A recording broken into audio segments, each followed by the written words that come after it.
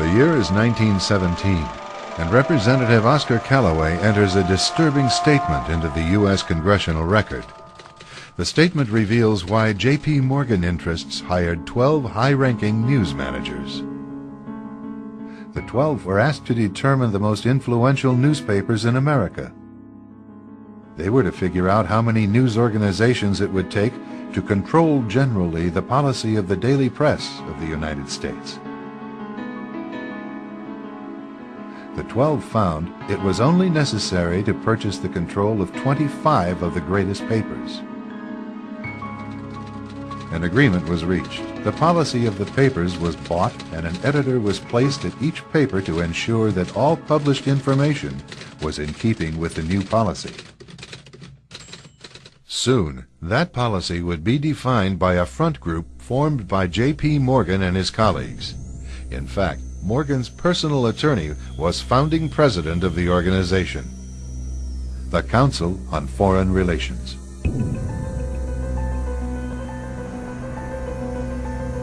Today, the CFR maintains that its goal is to increase America's understanding of the world. However, the actual objective of this highly exclusive club is revealed by the rare admissions of the insiders themselves. In the early 60s, a Georgetown University professor collects information for a book favorable to the network of powerful men who founded the CFR. For 2 years, Professor Carroll Quigley is allowed to examine the confidential papers and secret records of this network. Quigley reveals that these men aim to create a world system of financial control in private hands, able to dominate the political system of each country and the economy of the world as a whole. In short, they seek total and quiet control of the entire world. And the CFR is their most visible conduit for carrying out that agenda.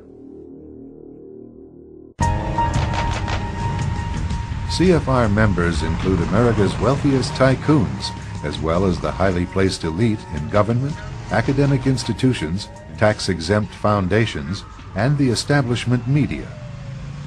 Ruling Class Journalists, written by Richard Harwood, describes the CFR membership as the ruling establishment in the United States. The Washington Post article boasted that news reporters who are CFR members do not merely analyze and interpret foreign policy for the United States, they help make it.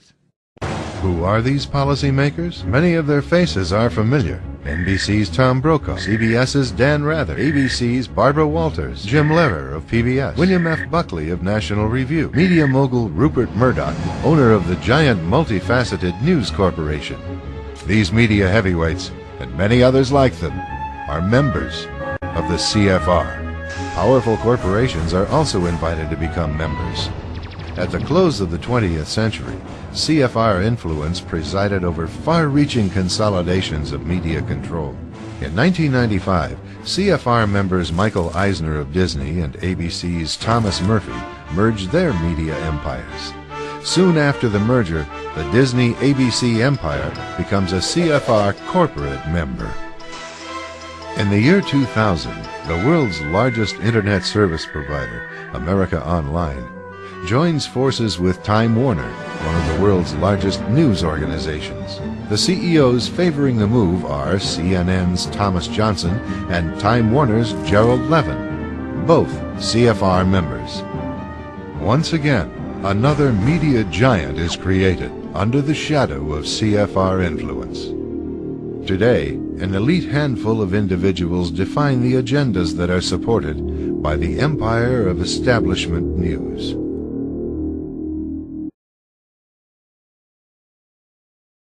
A special televised meeting of the New York-based Council on Foreign Relations provides a window to the real story. The speaker, Vice President Dick Cheney, takes a question from David Rockefeller. Vice President, I just enjoyed so much your whole speech, but I was particularly pleased that you gave such a strong endorsement for the free trade agreement for all the Americas, subject that has been of great concern to me for many years, and particularly recently, and I think it's absolutely essential for the strength of our economy. Rockefeller's role in the drive for an FTAA was a lot more central than he portrays. Rockefeller cultivated Latin American leaders who could be counted on to support such a proposal. Both the 1994 Miami Summit and the FTAA proposal were conceived and nurtured by a Rockefeller-created network. Prominent among the organizations sponsoring the Miami event were the Council of the Americas, founder and honorary chairman David Rockefeller; the Americas Society, chairman David Rockefeller; the Forum of the Americas, founder David Rockefeller; the Institute for International Economics, financial backer and board member David Rockefeller; the Trilateral Commission, founder and honorary chairman David Rockefeller. Rockefeller's influence also extends to the current administration. He was chairman emeritus of the CFR when Vice President Dick Cheney once served as a director, a relationship that Cheney concealed during his congressional career. It's good to be back at the Council on Foreign Relations. As Pete mentioned, I've been a member for a long time and was actually a director for some period of time. I never mentioned that when I was campaigning for re-election back home in Wyoming.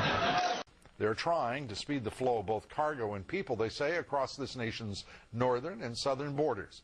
Critics call the plan an outright attack on our sovereignty. Congress has been looking the other way. Christine Romans reports. Plans for an integrated North American community by 2010, moving ahead swiftly and under the radar. Robert Pastor is an author of the Council on Foreign Relations document seen as the project's roadmap. We need to deepen economic integration by moving towards a customs union with a common external tariff. I think we need to enhance our security by beefing up both our borders and beefing up a continental boundary. But critics fear an attack on American sovereignty, a super NAFTA, with borders erased between three very different countries with no public oversight. Texas Congressman Ron Paul is a rare voice of concern on Capitol Hill. We're not supposed to give this to the executive branch devising quasi-type of treaties that the Congress seems to not have any control of, and then it turns out to be managed trade for big corporations and not to benefit to our workers and to our people. The House International Relations Committee and the Senate Foreign Relations Committee have not held hearings on this, and a high-level conference this month in Banff was closed to the press.